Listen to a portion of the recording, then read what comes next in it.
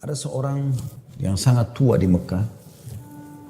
Dia menaungi kurang lebih 8 orang wanita. Cuma dia sendiri laki-laki. Umurnya 60 tahun, hampir 70 tahun. Ringkas cerita teman-teman sekalian. At-Tabari menceritakan karena dia bilang saya hadir dari awal kisah ini maka saya coba ceritakan. Dia bilang ada seseorang yang tua, miskin di musim haji. Dia coba mencari sesuap nasi. Kemudian dia tidak temukan. Lalu dia pulang ke rumahnya. Dia ditanya oleh istrinya, apakah ada makanan buat kita hari ini? Maka dia bilang, saya sudah coba tadi keliling mencari makanan buat kita buka puasa, tapi nggak ada.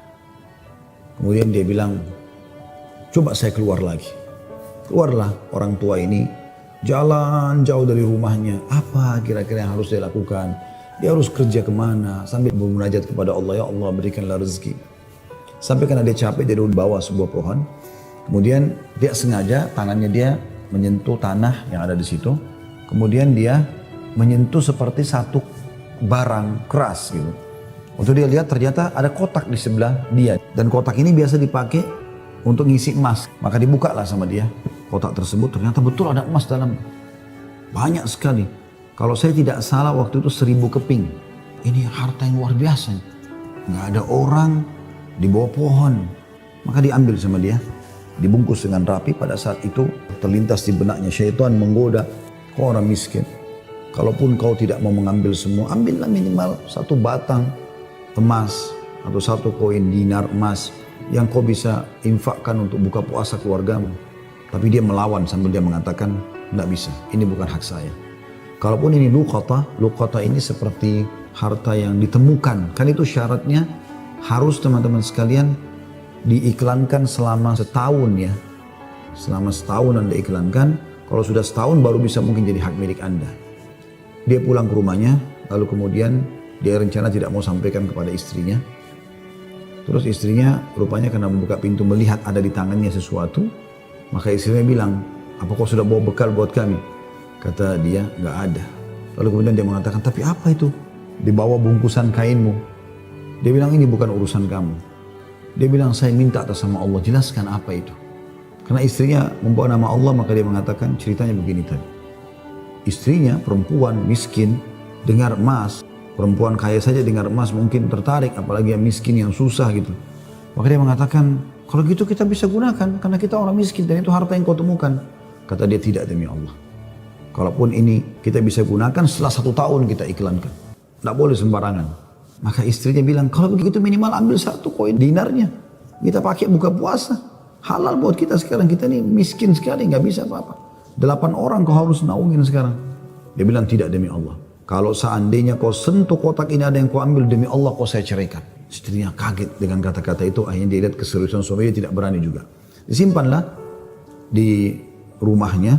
Akhirnya tiba waktu buka puasa, mereka buka puasa apa adanya, air putih saja. Roti-roti kering ada di rumah, itulah yang dimakan sudah. Besok pagi, selepas sholat subuh di Masjid Haram, orang tua ini pas keluar, ternyata ada 1 orang dari Khurasan naik di atas sebuah batu dekat Masjid Haram lalu teriak-teriak. Dia mengatakan, wahai muslimin, wahai hamba-hamba Allah, saya kehilangan sebuah kotak isinya 1000 dinar emas. Siapa yang menemukan, tolong kembalikan kepada saya dan semoga Allah balas kebaikannya dengan pahala dan pengampunan dosa, peninggian derajat dan seterusnya. Kebanyakan sih orang tua ini dengar, kotak ini dia yang temukan kemarin, tapi dia juga butuh. Maka dia mengatakan, wahai Khurasani, Khurasani kayak orang dari Khurasan. Dia tahu ini dari Khurasan, mungkin dari face wajahnya gitu kan. Wahai Khurasan, kalau ada orang yang temukan, berapa kau kasih dia? Kemudian kata Khurasan itu, berapa kira-kira dia minta? Kata orang tua ini, minimal kau kasih dia setengahnya. Kata orang Khurasan, tidak bisa. Kalau begitu, kasihlah berapa yang kau mau. Mungkin 1/10-nya. 10% maksudnya.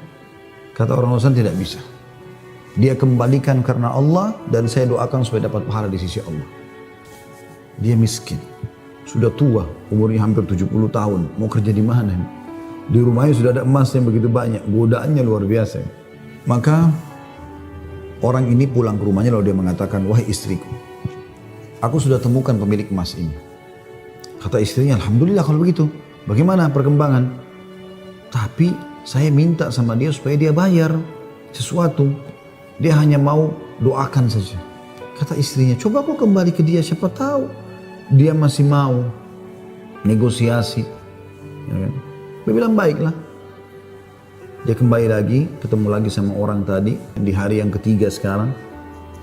Maka orang itu sama orang Khurasan naik ke atas batu yang sama dekat Masjid Haram. Wahai muslimin, wahai hamba-hamba Allah, ada nggak menemukan peti saya isinya 1000 dinar emas. Semoga Allah berikan dia kedudukan, Allah ampuni dosanya, angkat derajatnya dan seterusnya, didoakan gitu. Datang lagi orang tadi mengatakan, wahai Khurasan, saya sudah bilang sama kau kemarin, berilah upah. Mungkin kalau kau tawarkan upah, orangnya mau mengembalikan penemunya. Kata dia, berapa paman, saya kasih. Dia bilang, saya bilang kemarin 1/10.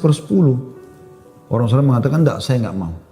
Kalau begitu, berikan dia 1 saja dinar itu, yang dia bisa pakai setengahnya, dia sedekahkan untuk beri makan orang-orang susah di sekitar haram, setengahnya lagi dia pakai buat kebutuhan keluarganya. Orang Khurasan ini diam lalu mengatakan, tidak demi Allah. Jadi luar biasa, dia enggak mau kasih. Pokoknya dia kembalikan utuh atau enggak usah. Dan dia berharap pahala di sisi Allah. Kalau dia minta bayaran, saya nggak mau. Orang ini kembali lagi ke rumahnya, bilang lagi sama istrinya, orang ini betul-betul tidak mau. 1 dinar pun dia nggak mau kasih. Kata istrinya, lalu bagaimana? Kata dia, saya akan berazam sudah mau kembalikan. Semoga Allah menyelesaikan permasalahan kita. Kata Imam Tabari yang menceritakan kisah ini, dia betul-betul hadiri kisah ini. Dia tahu ini jalan ceritanya dan dia menceritakan. Lalu orang ini kembali lagi, ternyata di hari selanjutnya, masih sama lagi kejadiannya. Terus kemudian kata orang tua ini karena sudah 3 hari berturut-turut dia mengatakan, wahai Khurasan, kau mau petimu? Saya tahu di mana petimu itu. Kata dia, ya baiklah, saya akan ikut. Ikutlah dia. Kata Imam Tabari, saya ikut ke rumahnya orang tua ini. Jalan. Pada saat tiba di satu rumah, ada rumah yang terbuat dindingnya dari tanah liat. Sama sekali tidak kelihatan layak untuk ditinggal. Tapi hanya sekedar tanah liat, mungkin kalau ada angin kencang bisa rubuh. Atapnya ditutup hanya dengan kain-kain sobek, ya. Pintunya pun diangkat untuk dibuka gitu. Kemudian dia masuk dan dia persilahkan masuk. Saya pun izin. Saya mengatakan, maaf paman, bisa nggak saya ikut masuk? Karena dari awal saya lihat kisah ini. Maka dia mengatakan masuklah. Dia bilang waktu kami masuk, rumah itu nggak ada sama sekali karpetnya, nggak ada apa-apa, kosong lompong. Cuma ada semacam sekat. Dan seakan-akan di belakang sekat itu ada wanita-wanita tua yang kelihatan dari penampilan mereka juga itu susah. Lalu kemudian orang tua ini menuju ke satu arah di rumahnya, terus digalilah tanah, dikeluarkanlah kotak tersebut. Lalu kemudian dikatakan, sayalah penemunya hartamu itu, ini. Dan saya sempat minta sama kamu agar kau berikan sebagian. Sebagaimana kau lihat ini keluarga saya susah begini. Saya sendiri laki-laki dan umur saya sudah hampir 70 tahun. Sementara ini istri saya ada di sini juga sudah tua. Ada mertua saya, ada 2 saudari saya, ada 4 anak saya. Mereka semua miskin. Maka orang Khurasan itu mengatakan, dia buka, dia periksa ternyata masih utuh 1000. Dia mengatakan, tidak. Saya tidak akan memberikan apa-apa. Lalu kemudian dia angkat, lalu dia keluar. Saya cuma bisa doakan kamu kebaikan. Waktu dia keluar, kata Imam Tabari, semua perempuan-perempuan tadi yang tua-tua ini ada yang memang bajunya lusuh. Seperti orang yang menggigit jari dan kaget ada orang diberikan kembali 1000 dinar, tidak dibayar sedikit pun. Dan tokoh kita ini luar biasa, dia hanya mengatakan innalillahi wa inna ilaihi rajiun. Dah, kalimat istirja, ini musibah. Sudah mendapatkan apa dan dia betul-betul jujur, dia jaga, dia enggak ambil karena takut kepada Allah SWT. Kata Imam Tabari bilang, saya tidak tahu mau bilang apa. Saya pun menundukkan kepala, serba salah karena waktu itu Imam Tabari masih muda dan belum punya apa-apa gitu. Dia juga mau bantu apa gitu. Dia bilang, tiba-tiba ada yang ketuk pintu. Lalu pemilik rumah ini buka, ternyata orang Khurasan tadi kembali lagi. Kata dia, ada apa wahai Khurasan? Istilahkan Khurasan ini maksudnya nisbat kepada negeri Khurasan itu ya. Kata orang Khurasan itu, bisa saya masuk? Kata dia, baik silahkan masuk. Masuklah dia. Kemudian dia mengatakan begini ceritanya. Saya ini punya seorang ayah yang meninggalkan 3 peti emas seperti ini. Masing-masing isinya 1000 dinar emas. Ayah saya waktu mau meninggal, dia mengatakan, 1 kotak, berarti 1000 dinar emas, kau bagikan sebagai warisan. Itu sudah banyak sekali. 1 kotak 1000 dinar emas lagi, kamu gunakan untuk pergi haji, kalau aku meninggal. Dan 1 kotak dinar emas lagi, sepertiga hartanya maksudnya, itu kau berikan kepada 1 orang yang sangat miskin dan susah. Saya ingin supaya mereka jadi baik kehidupannya. Maka dia bilang orang Husain ini, itulah sebabnya wahai paman, saya tidak mau memberikan Anda 1 dinar pun. Karena ini amanah orang tua saya. Tapi demi Allah, setelah saya keluar dari sini, saya tadinya memang mau menguji, mau melihat apakah Anda betul-betul susah atau tidak. Ternyata sudah saya lihat tempat Anda dan saya keluar, Anda pun tidak marah, tidak apa.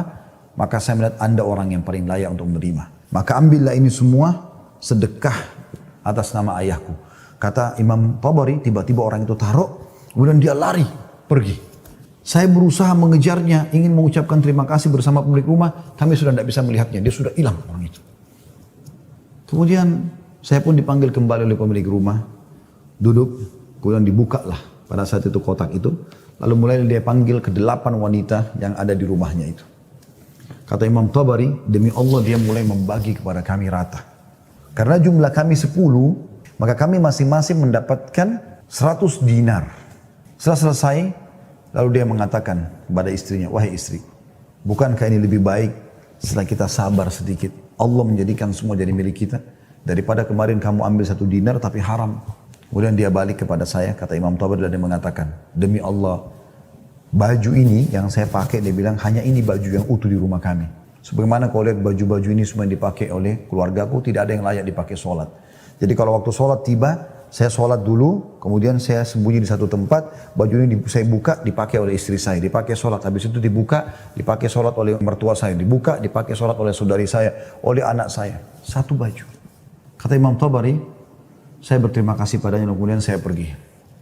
Saya menemukan harta itu sangat berkah dalam hidup saya, dia bilang.